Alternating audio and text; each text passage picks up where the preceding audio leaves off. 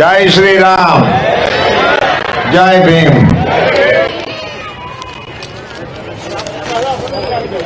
अनुसूचित समाजना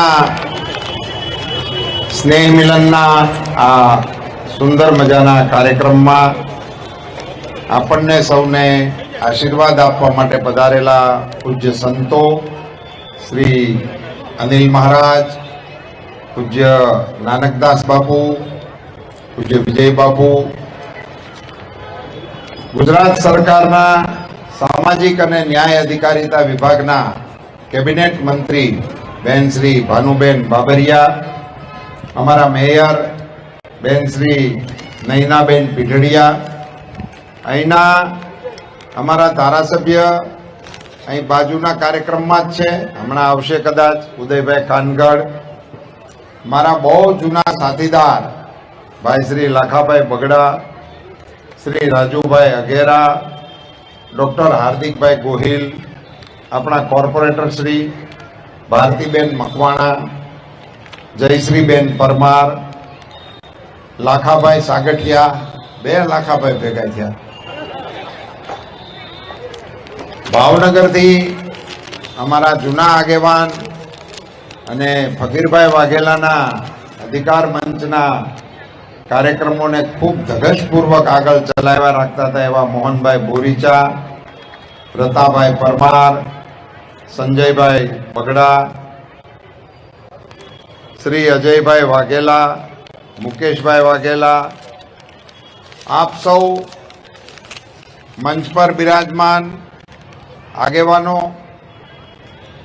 मोर्चानु एवडું મોટું મંચ છે કે હું આ બાજુથી હોતે ને ભાષણ કરી શકું એમ તો એ સભા જેવું લાગે। મોરચાનું આવું મંચ રાજકોટની અંદર ઊભું કરવા માટે હું મોરચાના પદાધિકારીઓને ધન્યવાદ પાઠવું છું। બહુ આટલી વિશાળ સંખ્યામાં બહેનોની ઉપસ્થિતિ છે। મોરચાના ભાઈઓ नरेंद्रभाई मोदी साहेबे जे महिलाओने अधिकार आप्यो ने एनो सीधो परचो आजनी सभामां देखाय छे। मोटी संख्यामां बहनोनी उपस्थिति बदल हूँ महिला मोर्चानी अमारी बहनोने अभिनंदन आपू छूं ने धन्यवाद पाठवुं छुं। के पछी अमारा मोर्चानी टीम होय के अमारी कॉर्पोरेटर बहनों होय, जे लोकोए आ रचना करी छे ए बधाने हूँ धन्यवाद पाठवुं छुं। साथियों, आप सब जाणो छो ते प्रमाणे मोदी साहेब आ देशना वडाप्रधान बन्या पछी एमणे जे प्रकारना निर्णयो कर्या एने कारणे भारतनी शाख देशनी बहार दुनियामां वधी, आपणनी सौनी सुखाकारी वधी। नरेंद्रभाई मोदीए वडाप्रधान तरीके पहली वखत शपथ लीधा त्यारे एमणे एम कह्युं हतुं के मारी सरकार ए गरीबोने समर्पित सरकार छे, गरीबोनी सरकार छे अने एनो अमल कराववा माटे एमणे रात दिवस प्रयासो कर्या। डॉक्टर भीमराव आंबेडकरजी ने मत माटे तो एनो खूब उपयोग थयो नामनो, पण एनु साचा अर्थमां स्मारक बनाववानुं काम नरेंद्रभाई मोदीजी द्वारा अपना देशनी अंदर करवानो प्रयास थयो। दिल्लीनी अंदर जे एमनुं भवन बनाववामां आव्युं पुस्तकना आकारनुं आखुं बिल्डिंग, अने ए बिल्डिंगनी अंदर बाबा साहेबना जीवन चरित्रने तमे बटन दबावो अने तमारे एमना आखा जीवनकालमांथी जे जोवुं होय तमे प्रत्यक्ष जोई शको एवुं दुनियामां क्यांय न होय ए प्रकारनुं भवन दिल्लीनी राजधानीनी अंदर अपना नरेंद्रभाई मोदी साहेबे बनाव्युं। हूँ तो आग्रह करूं छुं के दिल्ली जवानुं थाय तो ए भवननो अचूक मुलाकात आपणे लेवी जोईए अने त्यां जई अने आपणे जोवुं जोईए के मोदी साहेब कया प्रकारना कामो करी रह्या छे। साहेब गरीबोने माटे, नाना माणसोने माटे आखी सरकार कामे लगाड़ी। एक एक योजना तमे जोवो तो मोदी साहेबनी गरीबो माटेनी अपनी आयुष्मान कार्ड नी योजना लाभार्थी कोण આપણે લોકો સૌથી વધારે લાભ આપણને મળે. જેને પટારાને પૂછીને વહીવટ કરવાનો હતો એને ક્યાં તકલીફ હતી? જેના બેંક બેલેન્સ હાલતા હતા એને કઈ દવાખાનામાં રાહતની જરૂર નહોતી. પણ ઓચિંતાની આફત આવી પડે અને એ પેશન્ટને હારે લઈ ગયા હોય. મારો તો અનુભવ છે કે દર્દીને તો દવાખાનામાં દાખલ કરો તો એને જે પીડા થતી હોય ને એની સારવાર તો ડોક્ટરો કરે. એને ઇન્જેક્શન મારે, પીડા બંધ થઈ જાય, દવા લગાડે, જે કંઈ જરૂર હોય એ લગાડે એટલે દર્દી તો ઠીક થતો થઈ જાય, એની પીડા ઓછી થાય. પણ પછી ડોક્ટરના માણસો એની હારે જે ગયા હોય ને, દર્દીની હારે, એ બારા બેઠા હોય, એની પાસે આવીને બોલે ને કે 1.5 લાખ જમા કરાવો, ત્યારે જે હારે ગયા હોય ને એની જે પીડા શરૂ થાય ને એનો કોઈ ઈલાજ આજ સુધીની કોઈ સરકારોએ કર્યો નહોતો. એનો ઈલાજ આપણા મોદી સાહેબે કર્યો. અને મારે તો તમને કહેવું છે કે આગામી આ ચૂંટણી પૂરી થશે ને, અને ચૂંટણી પૂરી થયા પછી મોદી સાહેબે નક્કી કર્યું છે કે આગામી દિવસોમાં, હમણાં તો મને એમ લાગે છે પાર્ટીને તો સૂચના આવી ગઈ છે, હમણાં તમારા ફોર્મે ભરાવી દેવાના છે 70 વર્ષવાળાના. અશ્વિનભાઈ કીધું કામ ચાલુ કરી દીધું છે. 70 વર્ષની ઉંમરના જે કોઈ નાગરિકો હોય છે, એ ગમે તે સમાજના હોય, ગમે તેવા એના આર્થિક સ્ટેટસ હોય, એવું કાંઈ નહીં જોવાનું.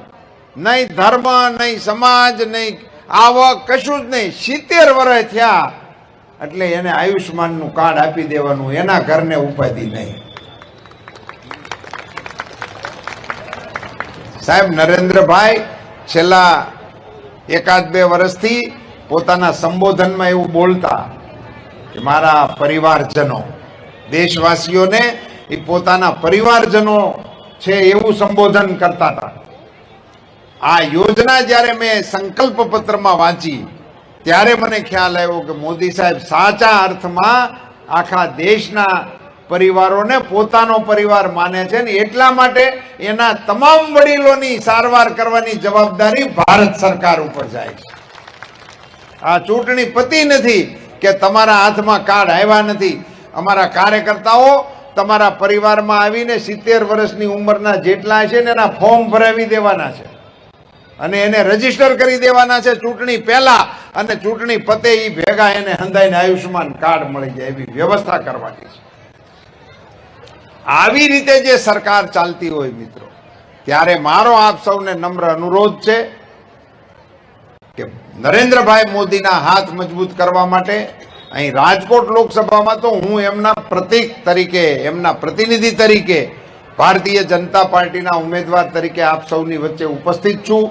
આપ સૌનો સહયોગ માંગુ છું. આપના તરફથી પ્રચંડ મતદાન થાય એની અપેક્ષા રાખું છું. એક નાની ટિપ્સ આપું છું.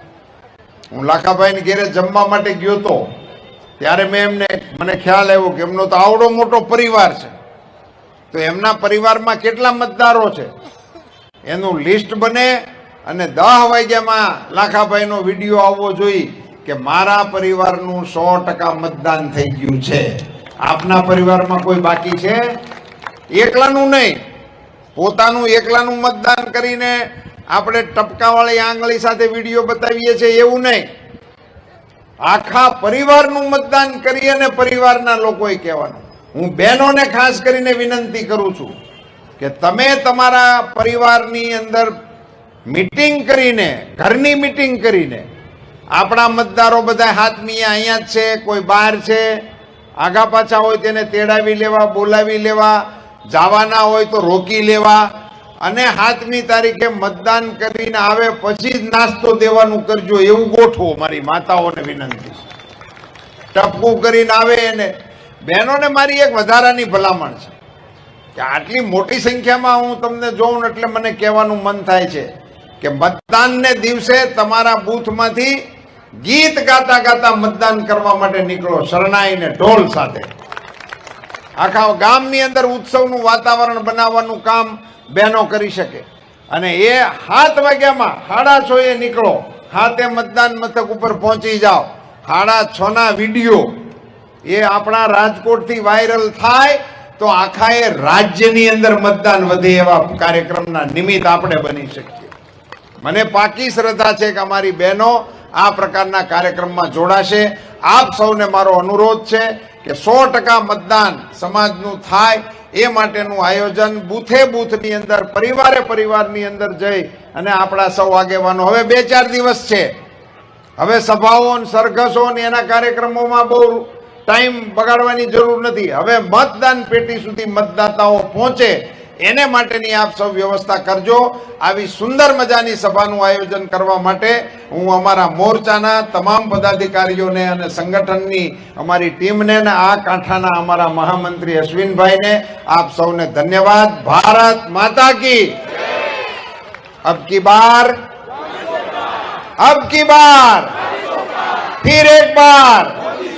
फिर एक बार जय जय श्री राम.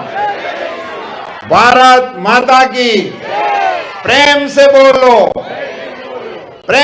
बोलो, जय भीम.